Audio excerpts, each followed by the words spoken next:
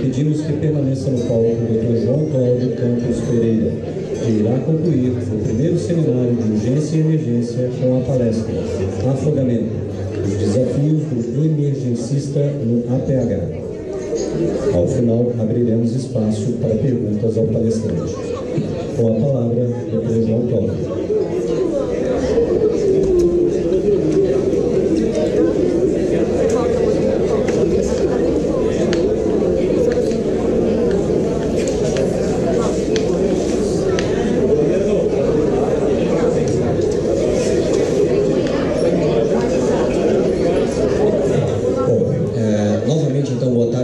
Aos que restaram, né? A última do dia é complicado mesmo. Eu gostaria novamente de agradecer a organização do evento por permitir que a gente trabalhasse um pouco com vocês esse tema, que é um tema tão importante e que é um tema que, como já foi dito aqui nas palestras anteriores, é um tema que muitas vezes a gente não sabe trabalhar. Nós não sabemos exatamente o que fazer com os nossos pacientes afogados. Tá? Então eu trouxe algumas coisas. Só um segundinho aqui. Opa. Bom, eu trouxe alguns números, que são números aqui de vocês, números aqui de Minas Gerais e números específicos aqui de Varginha. Tá? É claro que podia trazer de diversas outras cidades. Esses números eu peguei ontem do DataSUS, que mostram para a gente o número de óbitos que nós tivemos aqui em 2017, com 454 casos. Em alguns anos, né, como 2012, mais de 540 casos de afogamentos, de óbitos aí por afogamento. Se a gente colocar isso em termos gerais, em Minas Gerais, de 1996 a 2017, nós tivemos 12.305 casos de óbitos por afogamentos, sendo que aqui na cidade de Varginha foram 93 óbitos, e são óbitos de causas evitáveis. O que é o afogamento? O afogamento é quando nós temos a aspiração, ou seja, a broncoaspiração de líquido que seja um líquido não corporal. De acordo com o último boletim que nós temos da Sobrasa, 16 brasileiros morrem diariamente vítimas de afogamento. Quase 3/4 da superfície terrestre está coberta por água, o que explica a grande quantidade de casos de afogamentos que nós temos, e em especial do que nós temos no Brasil. Senhores, enquanto passa esse vídeo, eu gostaria só que os senhores vissem aqui, ó, 17, 38 e 47. Esse vídeo eu vou pedir para que, eventualmente, quem não é da área de saúde ou que tem alguma dificuldade com cenas um pouco mais fortes, que não veja o vídeo. Por quê? Esse vídeo, ele traduz para a gente, basicamente, o que acontece nos casos de afogamento em quase todos os locais do mundo. Então, vejam, nós temos aqui diversos erros de prevenção, e hoje o que nós temos que falar em afogamento é prevenção e não em mitigação. Então nós temos que ter essa educação, que é uma educação que tem que começar lá na escola primária. Nós temos que ter uma educação para a família. Aqui, se nós observarmos, tem mais uma criança brincando lá atrás, estão vendo? Ó, outra piscininha, criança brincando. Então vamos falar de alguns erros. Alguém pode citar para mim um erro dessa imagem? Descuido do pai e da mãe. Vamos lá, então. O primeiro aqui foi descuido de pai e mãe. Ok. O que mais? Falta de proteção na piscina. Ou seja, essa piscina, ela tem acesso irrestrito. A criança consegue chegar. Tem mais alguma coisa? Tem vários erros. Vamos lá. Mais algum? Passar, mãe. Opa. Vamos lá. Vou passar. Vou para cá. Desculpe. Mais alguma coisa? Algo a mais? Tem diversos problemas aqui, né? Então, claro, a gente falou da supervisão, claro que sim. A gente falou aqui da falta de proteção. Nós temos um outro grave problema, que é esse tipo de piscina que tem esse degrau, que ele faz com que a criança não consiga ter noção dos riscos. E mesmo para os adultos, é aqui, ó, que a gente cai e que a gente faz um traumatismo, ou um traumatismo craniano, ou um traumatismo raquimedular, e fazemos um afogamento secundário. Então, mesmo nessas situações, a gente tem dificuldades extremamente importantes. Aqui, além de tudo, por se tratar de uma piscina que é uma piscina comum, a presença do guarda-vidas, a presença era importantíssima, e nós não temos isso de rotina no Brasil. Então, é uma situação que eu trouxe aqui para vocês. Eu sei que é uma cena muito ruim para que a gente comece, mas é uma cena que mostra para nós a realidade do Brasil, a realidade do mundo e as dificuldades que nós temos. Pessoal, quanto tempo foi?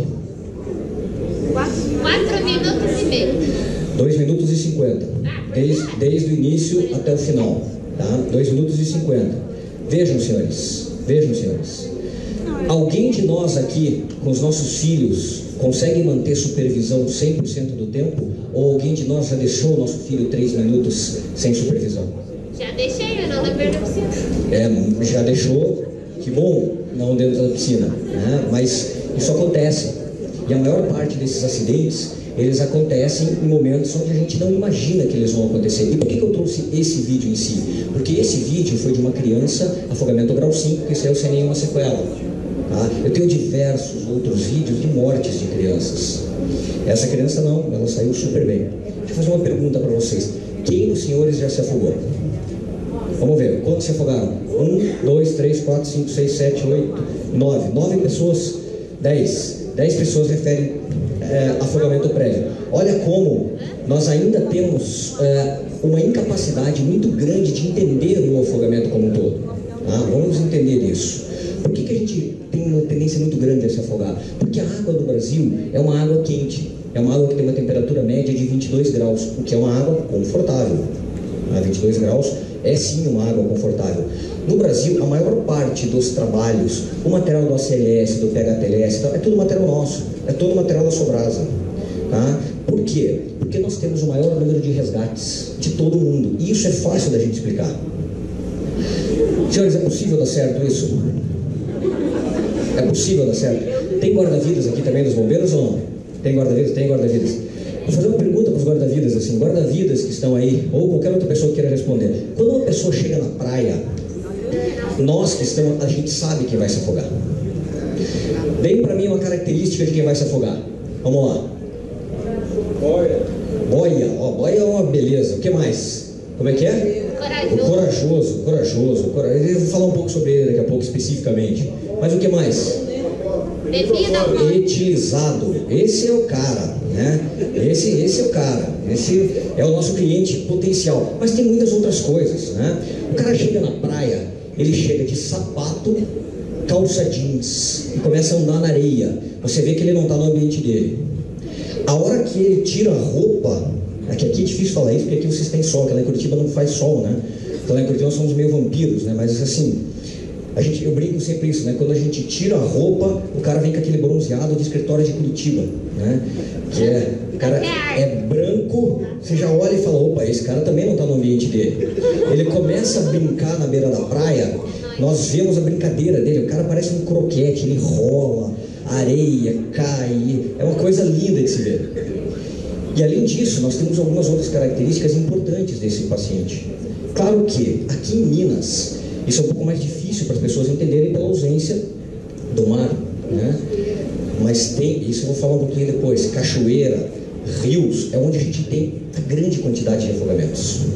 Não é no mar, não são nos oceanos. Nos oceanos nós temos aproximadamente 15% dos casos. 65% estão em rios, represas, rios com correnteza, lagos, lagoas. É aí que a gente tem o grande número de óbitos. Então a gente tem que tomar um pouco de cuidado. Aí eu olho isso daqui e eu sempre penso assim, caramba, eu sou um cara muito errado. Sabe por quê? Porque eu nunca estaria numa praia dessa. Mas se tem tanta gente, o errado sou eu, né? Só que nem tudo é tão ruim que não possa piorar, né?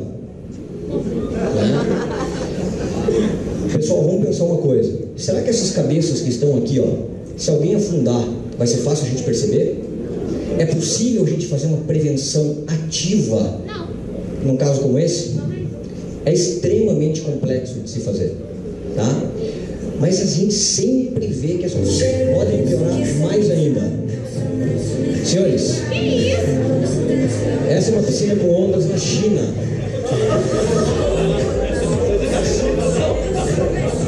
Essa é uma piscina com ondas na China. Deve ser super legal estar nessa piscina, porque tem tanta gente, né?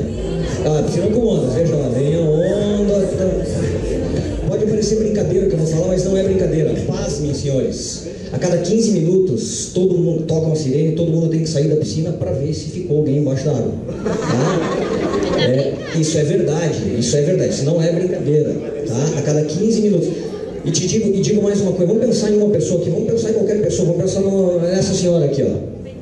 Se ela cair dessa boia, a gente vai conseguir pegar ela?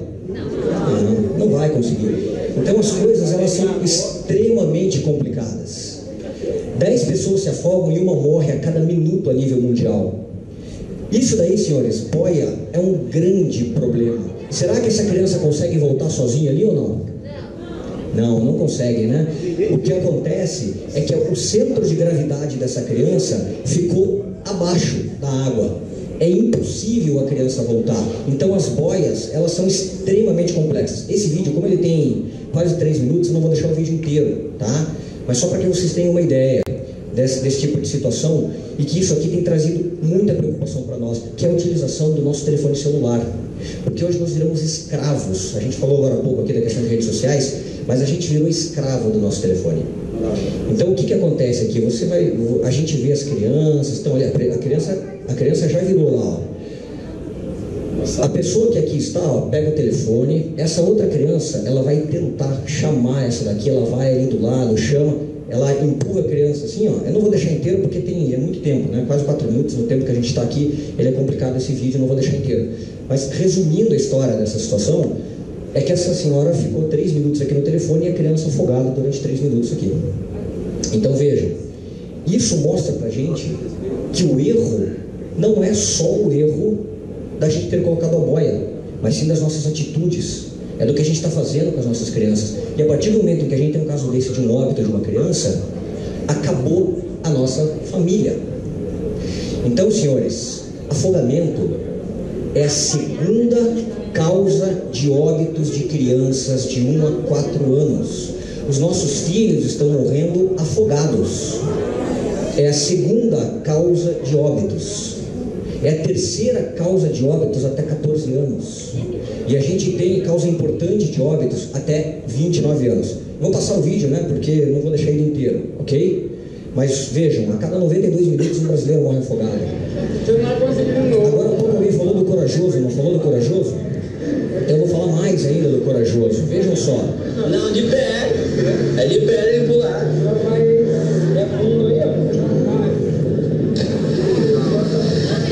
É cabuloso, é Senhores, o que acontece com essa vítima? Viu, o cara morreu. O que acontece com essa vítima?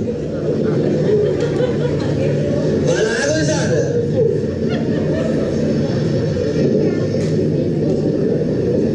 Ele tá afogando, ó.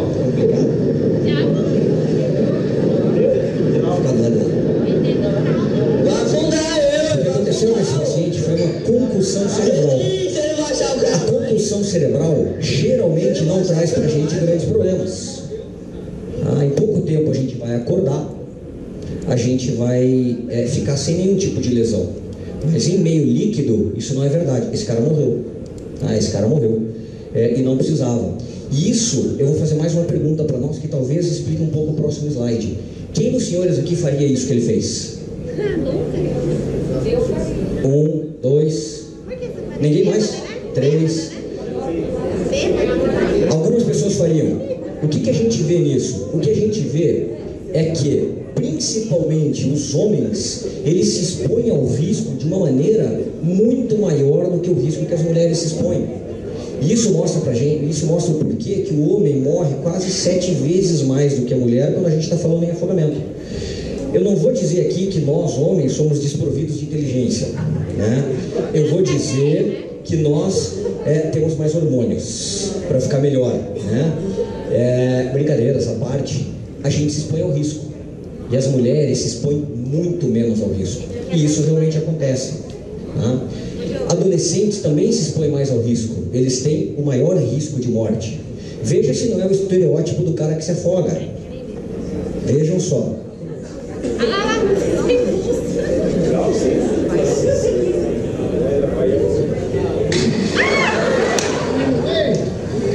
Pessoal, para que fazer isso? Qual é o objetivo da gente fazer isso? Da gente pular na água sem conhecer a profundidade. Você vê que ele é machão, né? Você viu que ele sai assim, ele não consegue nem mexer o pescoço, mas ele sai da água. Ele poderia ter morrido, e isso é muito comum, eu tenho certeza que todos os senhores conhecem histórias disso, de pessoas que morrem com água pelo joelho. Tá? Porque faz uma lesão cervical, tetraplegia, não consegue sair da água com água pelo joelho. Tá? O norte tem a maior mortalidade proporcional. E por que isso? Principalmente porque a região norte depende muito de água. Né? Tem muita população ribeirinha, tem muita gente que vive no entorno dos rios. Então, por isso a gente tem a maior mortalidade proporcional. Esse vídeo, ó, eu também não vou deixar ele inteiro, mas só para mostrar para os senhores a pessoa aqui em cima. Ó. Vocês lembram a primeira imagem? Meu Deus! Mesma coisa, isso daí foi o que? Uma concussão cerebral. Ele ficou menos de 2 minutos dentro da água e morreu. E morreu por que ele morreu? Porque ninguém tinha habilitação para fazer nenhum tipo de resgate num paciente como esse. Não saberia o que fazer. Tá? Eu não vou deixar o vídeo inteiro, mas ele morreu. Tá? Olha, 50% dos óbitos aí, ó, ocorrem abaixo dos 30 anos. Quem dos senhores nunca fez isso? Quem dos... Olha, escuta a mulher, estou filmando. Olha como as opiniões mudam. Né? Olha só, vamos prestar atenção. Quem nunca fez isso? Levanta a mão quem nunca fez isso. Uma pessoa nunca fez? 2, 3, 4, 5. Depende, sendo vítima.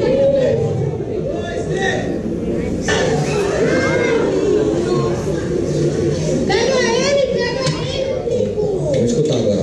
Vocês também dão umas brincadeiras. Primeiro ela incentiva, né? Tô filmando. A hora que dá a merda, desculpa a palavra, né? A hora que dá um problema, aí sim, vocês também têm umas brincadeiras, né? Claro, é fácil a gente criticar depois de ocorrido, tá? 51% das mortes que acontecem nessa faixa etária de até 9 anos aqui, ó, ocorrem em piscinas e residências. Tá? Até 9 anos, isso é extremamente importante.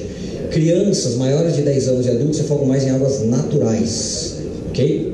E aqui, ó, é esse já atualizado desse ano, né? Onde a gente tem a segunda causa de 1 a 4 anos, terceira causa até 14 anos, quarta causa até 19 anos e quinta causa até 29 anos.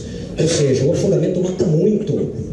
Para a gente ter a segunda causa de óbitos de 1 a 4 anos, é porque é um número alarmante. E detalhe, senhores, o número de afogamentos é extremamente subestimado. E por que é subestimado? Porque ele sai exclusivamente das declarações de óbito. E as declarações de óbito não são preenchidas de maneira adequada em boa parte do país. Ok? Então os números, a gente tem certeza que eles são subestimados. A gente precisa melhorar demais esses números. Veja como as brincadeiras, elas podem trazer para a gente vários problemas quando nós não estamos pensando nos riscos.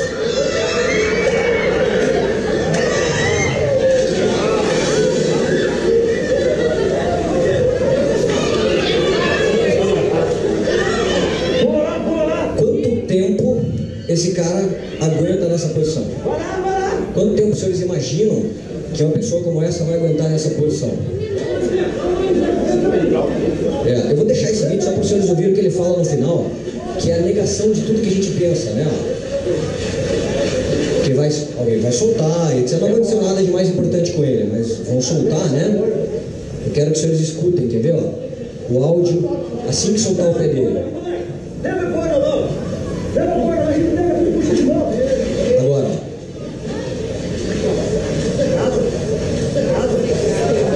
Todos nós vimos que estava sossegado, né? Eu vi, vocês também viram, não viram? Estava super sossegado. Então, nem aí, nesse momento, a gente dá o braço a torcer, estava extremamente sossegado. Né? Nós percebemos isso, claro. Não precisava nem ter falado o que nós vimos. Tá? Então, esse tipo de coisa faz parte do nosso dia a dia do afogamento. Esse é um outro grande problema, senhores, sucção do homem em piscina. Então, crianças de 4 a 12 anos que sabem nadar se afogam por isso. O que acontece? As piscinas, elas têm que ter no mínimo 2 ou 3 ralos funcionando ao mesmo tempo. Quando tem um ralo só funcionando, a criança passa, enrosca o cabelo o cabelo indo para dentro da sucção, ele não sai mais, porque ele se enrola. Então não adianta tentar tirar, porque não sai. Eu tenho certeza que aqui todos vocês, quando vão para uma piscina, levam uma tesoura para cortar o cabelo, né? Aí sim a gente pode tentar salvar uma pessoa dela, senão a gente não salva. Piscinas maiores, nós temos casos aqui no Brasil de evisceração pela pessoa encostar no ralo, né? Então, isso é claro que são piscinas grandes, né? Mas isso acontece. Então, sucção por bomba em piscina mata, e mata uma quantidade razoável de pessoas. Claro que nesse período, né, a gente tem um maior caso aí pelo período de férias e tudo mais que acontece no Brasil. 75% ocorre em rios e represas. Esse número, apesar de não ser um número assim tão importante do ponto de vista médico, do ponto de vista de gestão, ele é extremamente importante. Cada óbito por afogamento hoje custa para o Estado brasileiro algo em torno de R$210 mil. A cada 2 dias uma criança morre afogada. Quando a gente considera o tempo de exposição, senhores, nós temos 200 vezes mais chance de morrer afogado do que num acidente de trânsito. Quantos de nós aqui hoje tivemos chance de morrer afogado? Quantos de nós aqui hoje tivemos chance de morrer num acidente de trânsito? Todos, né? Ou alguém dormiu aqui, né? Quem não dormiu aqui teve chance de morrer no acidente de trânsito. Agora afogado, possivelmente poucos. Só quem foi nadar e etc. Mas também, claro, tem as inundações e tal, mas que hoje, ao menos, me parece que aqui em Varginha a gente não teve esse problema, tá? Isso aqui eu já falei, né, dos números que são subestimados. E aqui, ó, mostrando só que nas praias nós temos somente 15% dessas ocorrências e que o grande problema está em água doce, tá? O grande problema está em água doce. Detalhe, senhores, para nós, do ponto de vista médico, não faz nenhuma diferença o afogamento em água doce ou água salgada. O prognóstico é exatamente o mesmo. Água doce e água salgada é igual, tá? É lenda dizer que na água salgada é pior o afogamento. Não é, é a mesma coisa, ok? Vou falar um pouquinho aqui agora sobre a classificação de afogamento. Então, o afogamento, a gente começa em resgate, que não é propriamente o afogamento, que é quando o guarda-vidas entra na água e consegue tirar aquela pessoa sem que haja broncoaspiração. Depois disso, nós temos o primeiro afogamento, que é o afogamento grau 1. Afogamento grau 1, que tem 0% de mortalidade, e que é aquele paciente que entrou na água e tossiu. Tá? Então, entrou na água, tem uma pequena broncoaspiração, tossiu, é o afogamento grau 1. Ok? Então, vou voltar a fazer pergunta. Senhores, quem dos senhores aqui nunca se afogou? 2, 3 pessoas, 4 pessoas. 5 pessoas nunca se afogaram. Então veja, nunca entraram na água e tossiram. Porque se você entrou na água e tossiu, já foi um afogamento grau 1. Apesar de que isso não precisa de tratamento. O afogamento grau 1 é liberado do mesmo local para casa. O que é o afogamento grau 2? O afogamento grau 2 é aquele paciente que tem uma pequena quantidade de espuma pela boca e nariz. Ou nariz, tá? Boca ou nariz, ou boca e nariz. E como que eu diferencio a pequena quantidade da grande quantidade?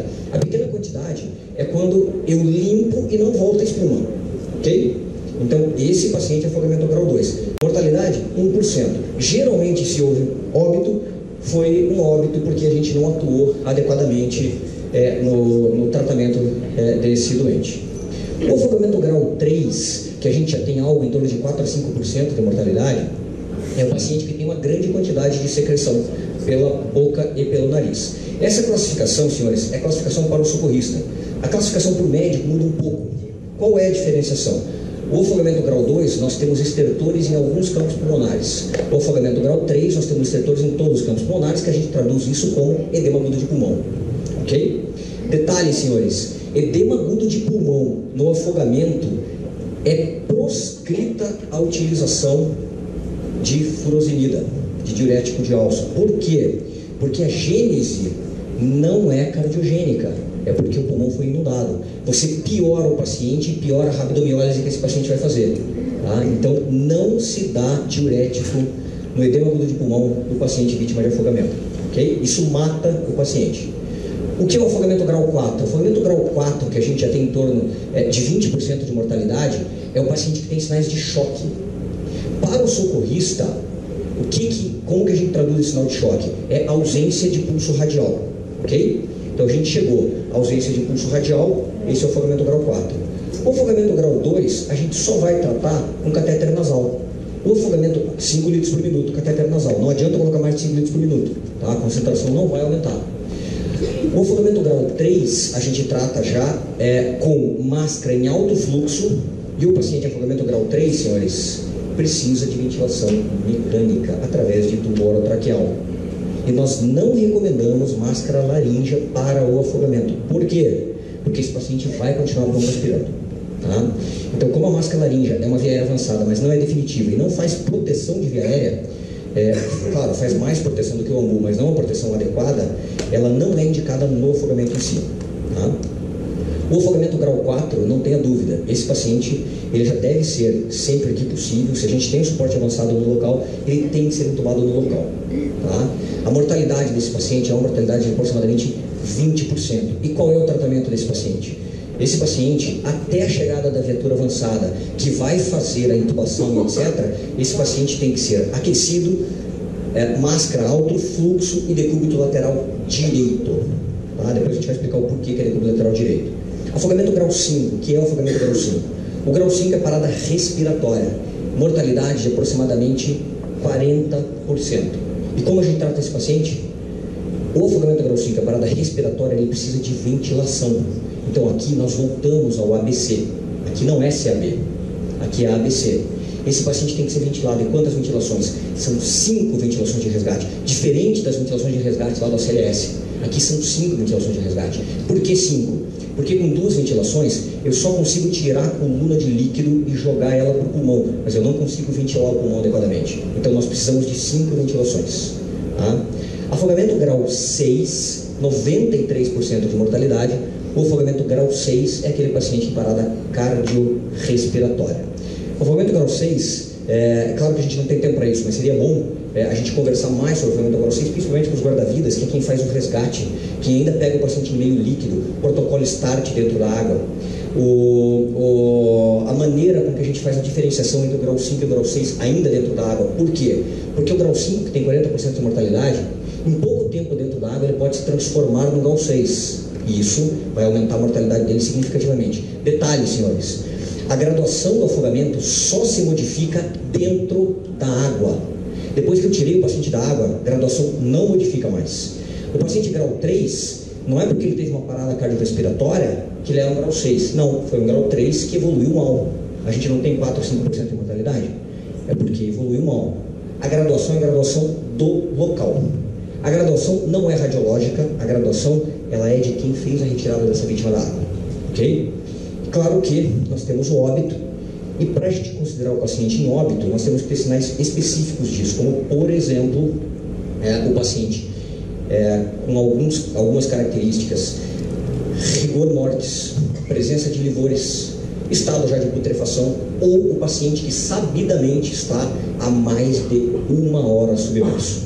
Até 1 hora de submersão, nós temos ainda a possibilidade de fazer com que esse paciente retorne e com lesões neurológicas muito menores do que qualquer outro tipo de PCR. Depois a gente vai falar um pouquinho mais sobre o porquê disso ser diferente, ok? Então, aqui estão, eu falei só sobre aquilo, né, rigor mortis, etc. E tem uma coisa muito importante. Quando o nosso paciente está afogado no grau 6, ele está mergulhado em banho-maria, porque ele não está mais produzindo ATP, o coração não está mais bombeando sangue. A temperatura corpórea cai vertiginosamente, é muito rápido. Então, comumente, esse paciente está com uma temperatura de 28, 29, 30 graus. E o coração não volta a bater. Então, para eu poder diagnosticar óbito no paciente vítima de afogamento, eu tenho que ter atingido a temperatura mínima de 34 graus. Então, nós dizemos isso daqui, ó. Ninguém está morto até estar quente e morto. Para eu diagnosticar o óbito, eu tenho que aquecer o paciente, e aí sim eu posso dizer, ele está morto. Atingiu 34 graus. Antes disso, eu não posso dizer. Tá? Porque nós temos fatores que fazem com que esse paciente consiga se manter por um tempo muito maior em PCR sendo viável. Quais são esses fatores? Reflexo do mergulho. Senhores, alguém aqui é mergulhador? Alguém é mergulhador? Já ouviram falar em reflexo do mergulho, os mergulhadores? Aí fora, mesmo quando a gente trabalha com equipes de mergulho, muitos mesmo não conhecem o reflexo de mergulho. O reflexo é extremamente importante para nós. Outra situação é a continuação de troca gasosa entre O2 e CO2 após a submersão. Nós não conseguimos explicar muito bem isso, tá? Mas para quem mergulha vai entender um pouco disso, que A nossa concentração de oxigênio mergulha quando a gente está abaixo. Quando a gente mergulha, a concentração aumenta. Então, quando a gente está com uma FiO2 aqui em torno de 30%, a gente já está entrando em PCR com essa FiO2, se a gente mergulhar uma atmosfera, essa nossa FiO2 pode chegar a 55%. A gente aumenta a concentração de oxigênio porque a gente mergulhou. Tá? E além disso, nós continuamos fazendo troca gasosa por uma diferença de pressão. E, como eu já falei, a hipotermia. Né? Eu sou cirurgião cardíaco. Né? Na cirurgia cardíaca, nós fazemos hipotermia para operar os pacientes. Não fazemos hipotermia? Quem já acompanhou sabe disso. A gente faz hipotermia para operar. Por quê? Porque a gente protege coração e a gente protege cérebro. Então a hipotermia protege demais. Eu trouxe aqui sobre o reflexo do mergulho. Isso aqui é lá na faculdade. Só é um vídeo aí de 1 minutinho que eu quero que os senhores entendam o que é esse reflexo. Esse reflexo, ele é um reflexo primitivo que nós achávamos que não tinha tanta importância, mas que em vários estudos que estão sendo realizados mostram para a gente a real importância disso. Olha só, esse menino, né, ele é um aluno, ele mergulhou na água que está a 4 graus, ele estimulou o sistema nervoso simpático, a frequência cardíaca dele aumentou, chegou próximo de 140, ali agora não me lembro, mas próximo de 140, e logo depois o sistema nervoso simpático é bloqueado e o parasimpático, ele começa a agir de uma maneira muito importante. Veja que em pouco tempo, o que está acontecendo com a frequência cardíaca desse paciente? Está reduzindo vertiginosamente, vai chegar a 40 e alguma coisa ali, ó. Então veja, a gente conseguiu passar de 140, que foi a frequência máxima, para 44 batimentos. Junto com isso, todo o nosso metabolismo é reduzido. Então o paciente que está submerso, ele tem uma maior probabilidade de se manter por um tempo maior e mesmo assim ele ser viável. É por isso que a gente consegue tirar um paciente 20 minutos submerso e esse paciente está sem sequela neurológica. Diferente de uma PCR traumática, de uma PCR clínica, onde isso não vai acontecer. Okay? E mais uma coisa que eu acho extremamente importante, a questão do tempo. Quanto tempo pareceu para vocês aquele vídeo de 2 minutos e 50? Quanto tempo pareceu para vocês? Talvez uns 10 minutos. Então a informação que nós coletamos no momento do atendimento, ela na maior parte das vezes não é real. Porque ninguém, quando o seu parente submerge, olha e fala, agora é esse horário aqui, isso que está acontecendo. Então, senhores, não é exatamente assim que a coisa acontece. Tá? Quando nós falamos, mas eu vou finalizar daqui a pouquinho já, viu, senhores? Quando a gente está falando em afogamento, o que é mais importante e que deve ser 99,9%, esse trabalho foi publicado lá em Santa Catarina, é a prevenção. Mas depois da prevenção, nós podemos quebrar o afogamento em qualquer um dos outros elos. O reconhecimento do afogado, ele é muito difícil de ser feito. O afogado, ele não se afoga igual na novela, pedindo apoio, ajuda, gritando. Isso não acontece. Ele está poupando as energias. Ele não levanta o braço e não pede ajuda. Alguém dos senhores aqui já tentou nadar com os 2 braços para fora, só com as pernas e ficar na superfície? É extremamente difícil fazer isso. É possível, mas é difícil. O afogado não faz isso. Então, o reconhecimento do afogado é difícil de ser feito. Além disso, nós temos que fornecer flutuação. E fornecer flutuação não entre você na água que não tem preparo para isso. Forneça flutuação com alguma coisa, uma bola, uma garrafa PET, uma tampa de isopor, uma prancha, ou qualquer outra coisa que você tenha. Forneça flutuação. Forneceu flutuação, a gente encerra o processo de afogamento. A retirada da água, essa é muito complexa de ser feita por quem não sabe. Tá? E aí a gente entra onde? No último elo, quando tem que ser só 0,02% dos atendimentos de afogamento. O que é isso? Quando tudo deu errado, aí sim a gente entra. Antes da gente entrar, é aí o pessoal do Corpo de Bombeiros. Não é mais o 92, é o 93. Acidente em meio líquido. Quando a gente está falando em fluidos, é o Corpo de Bombeiros que vai fazer o atendimento inicial. Tá? Agora, essa semana lá no Paraná, morreram 5 da mesma família. Tá? Morreram 5. 3 crianças, um adolescente e um adulto. Tá? Da mesma família. Isso acontece com muita frequência. Senhores, quando a gente fala de uma pessoa que vai entrar na água para ajudar, ou qualquer outra coisa assim, nós temos que ter a consciência da quantidade de problemas que nós temos nesse tipo de situação. Eu não sei, até agora, qual o motivo dessa pessoa ter entrado na água para pegar essa madeira. Mas a gente vai escutar o que eles vão falar ali, ó. E pior é que eu não sei o motivo pelo qual ele largou a madeira. Grab the wood. Grab the wood. pessoa dizendo para ele, pegue ali, né? Pegue a madeira. Então, o porquê que ele largou essa madeira, eu não tenho ideia do porquê isso aconteceu. I think you better get in there. I think you better get in there, dude. E o processo de afogamento está iniciado, correto? O processo de afogamento é iniciado. A gente sabe que a capacidade natatória dessa pessoa é uma capacidade extremamente limitada. Ele não tem nenhuma capacidade natatória. E aí, entra uma outra pessoa para ajudar. They're gonna try to kill you. Don't put him down. Don't put him down. Don't put it down. Don't put him down. Just hold on. Don't let him get out there. The current gonna take his ass. You're gonna die in there. All that folks, come on. Hurry up. Hurry up. Grab his stick. Grab his stick. Yeah, I got you. Aí a pessoa ainda diz assim, né? Vai lá ajudar. O cara fala, eu não vou entrar lá. Eu vou entrar lá, vou ser mais um. E o que acontece, senhores?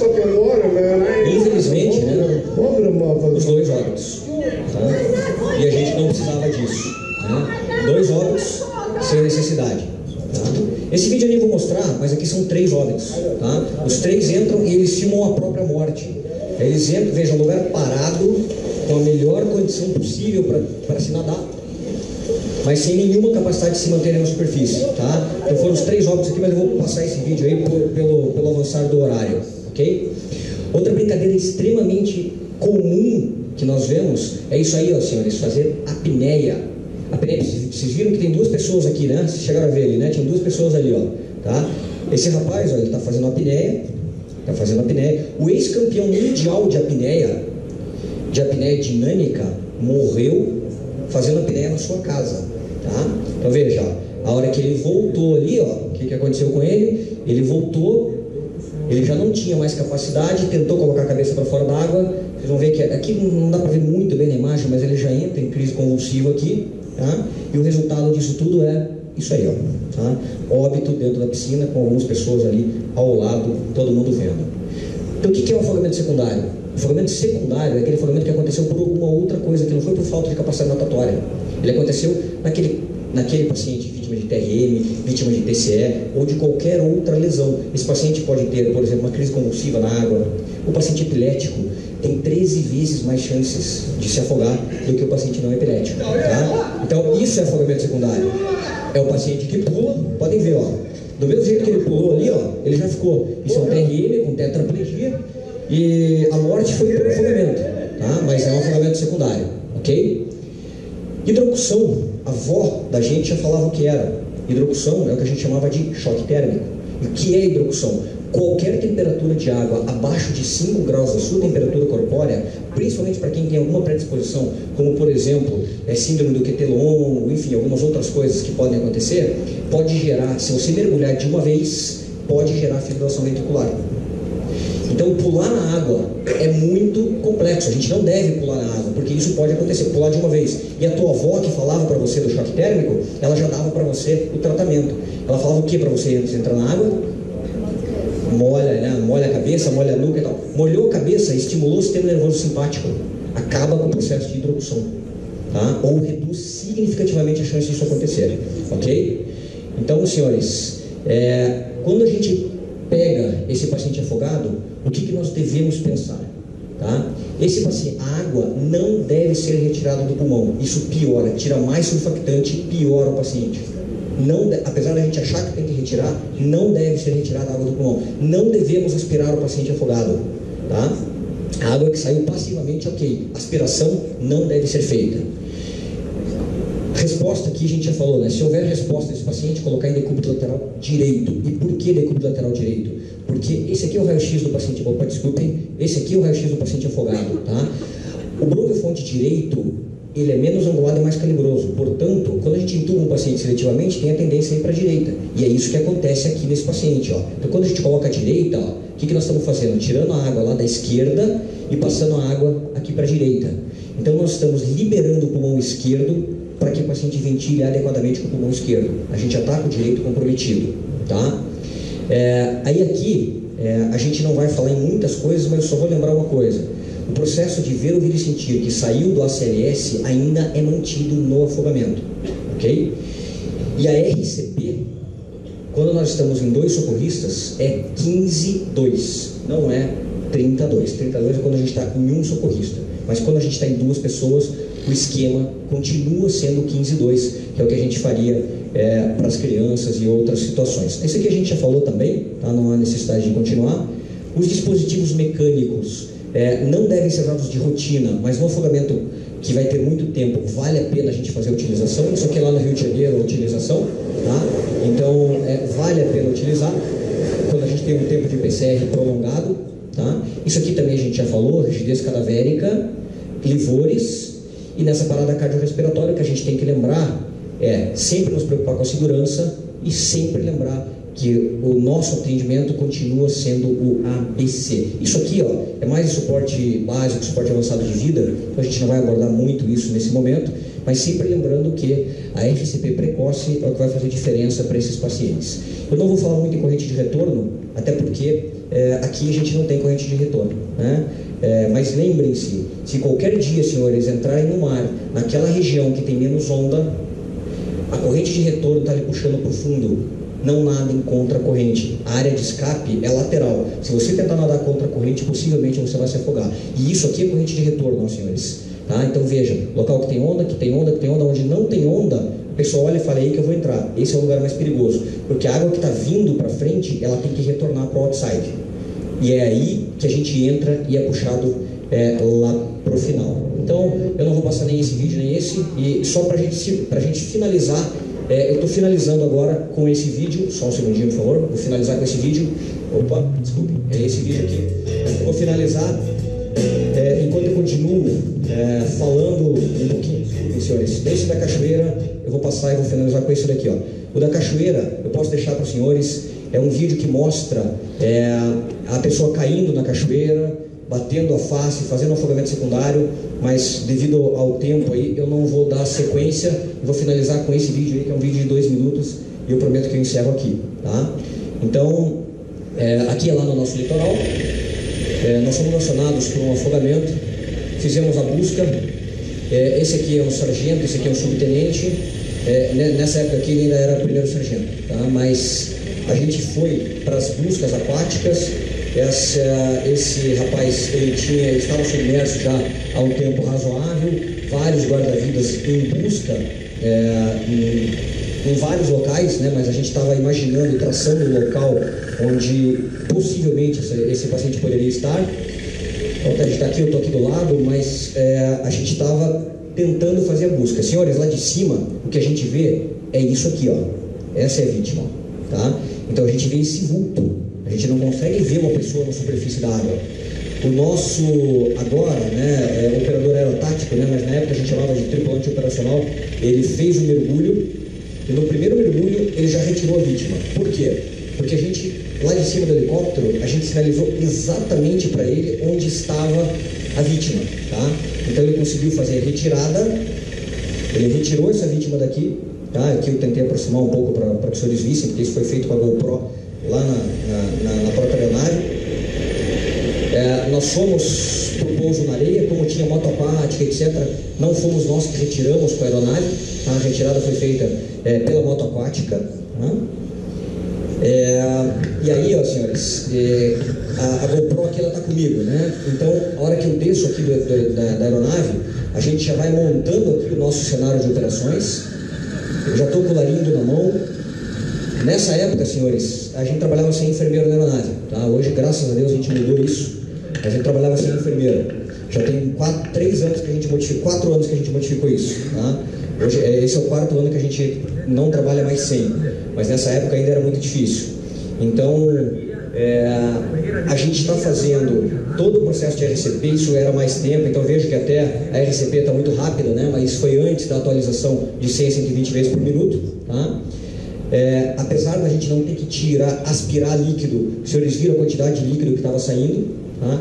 Essa vítima voltou 1, 2 vezes, a gente colocou na aeronave uma nova PCR dentro da aeronave, nós continuamos a RCP em voo, entregamos essa vítima no hospital, e essa vítima, apesar de sequelas, essa vítima está viva e está em casa. E aqui, só para a gente ter uma ideia dessa situação, foram 42 minutos de submersão e ainda assim a vítima está viva. Será que a gente deveria ter feito? Será que uma vítima sequelada em casa é o adequado para uma família? Não cabe a nós essa decisão. Portanto, senhores, afogamento tem prevenção. E se tem prevenção, isso não é acidente. Os outros vídeos eu não vou mostrar, mas isso daqui, ó, ele tem prevenção. Basta que a gente faça a prevenção adequada para que a gente evite qualquer tipo de tratamento. Mas se for necessário fazer tratamento, isso deve depender de nós. E a última situação é, não levem, e isso não está escrito em nenhum manual, não levem em consideração midríase como sinal de morte. Midríase não é sinal de morte.